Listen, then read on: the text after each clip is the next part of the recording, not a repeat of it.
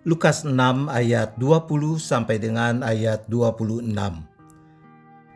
Lalu Yesus memandang murid-muridnya dan berkata, "Berbahagialah hai kamu yang miskin, karena kamulah yang empunya kerajaan Allah.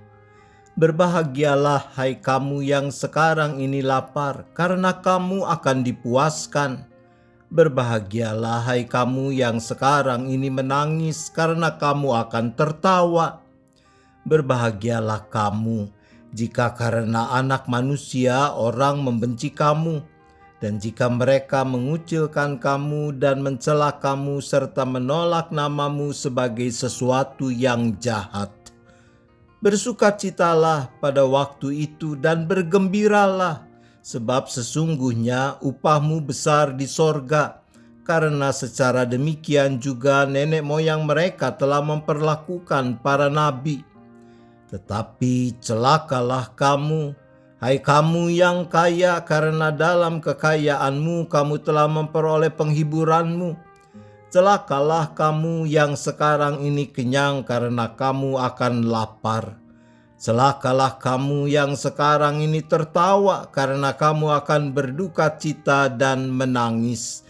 Celakalah kamu jika semua orang memuji kamu, karena secara demikian juga nenek moyang mereka telah memperlakukan nabi-nabi palsu."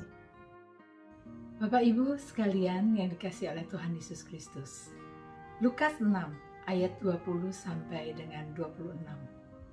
Berbahagia atau celaka? Yesus memandang murid-muridnya, kemudian berkata kepada mereka. Kata memandang murid-muridnya menunjukkan bahwa Yesus mau memastikan murid-muridnya melihat ke arah dirinya dan mendengarkan apa yang hendak dikatakan kepada mereka sebagai pengajaran bagi mereka. Perkataan penting apakah itu? Ada dua kata yang disebut beberapa kali, yaitu kata berbahagia dan kata celaka. Siapa yang disebut berbahagia? Yaitu orang-orang yang miskin, yang lapar, yang menangis, yang dibenci, dikucilkan, dicela dan ditolak, yang dianggap jahat oleh karena Yesus, oleh karena menjadi murid-murid Yesus. Kata-kata seperti miskin, lapar, menangis menunjukkan situasi keadaan orang-orang yang kekurangan, yang tidak berdaya, keadaan orang-orang yang membutuhkan bantuan, pertolongan, dan juga membutuhkan penghiburan. Kata-kata selanjutnya seperti dibenci, dikucilkan, dicela, ditolak karena Yesus menunjukkan situasi keadaan orang yang tersingkir, bahkan mungkin orang yang kehilangan segalanya.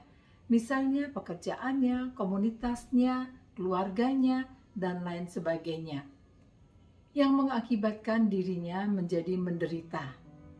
Dan itu ia lakukan karena Yesus, karena berusaha melakukan pengajarannya, melakukan seperti yang Yesus kehendaki. Orang yang celaka, yaitu orang-orang yang kaya, yang kenyang, yang tertawa, yang dipuji seperti hal yang dilakukan orang-orang terhadap nabi-nabi palsu. Mengapa mereka disebut celaka? Karena situasi dan keadaan mereka dianggap sudah memiliki semuanya. Mereka tidak mengalami penderitaan lagi, dan mereka tidak perlu menderita karena mereka sudah memiliki semuanya yang mereka butuhkan dan juga yang mereka inginkan. Bisa jadi mereka merasa tidak lagi membutuhkan Yesus. Mereka tidak perlu mengikuti pengajaran Yesus dan juga kehendak-kehendaknya. Sebab mereka berpikir dan merasa sudah cukup dengan diri mereka sendiri dan semua yang mereka miliki. Tetapi semuanya itu hanya sementara dan bersifat semu, bukan hal yang sejati. Apa yang diajarkan oleh Yesus menunjukkan dua situasi dan keadaan yang awal dan akhirnya bisa bertolak belakang. Orang yang situasi dan keadaannya menderita karena Yesus akan menjadi berbahagia karena mereka sudah memiliki Yesus. Itu yang terutama bagi mereka ketimbang soal makan, kekayaan, tertawa, penerimaan, dan lain sebagainya. Yesus yang dapat memberikan kebahagiaan yang sejati. Sebaliknya, orang yang situasi dan keadaannya menurut dunia berbahagia akan menjadi celaka. Karena apa yang dianggap sebagai yang menjadi milik mereka, sebanyak apapun itu, tidak akan memberikan kebahagiaan bagi mereka seperti yang dapat Yesus berikan.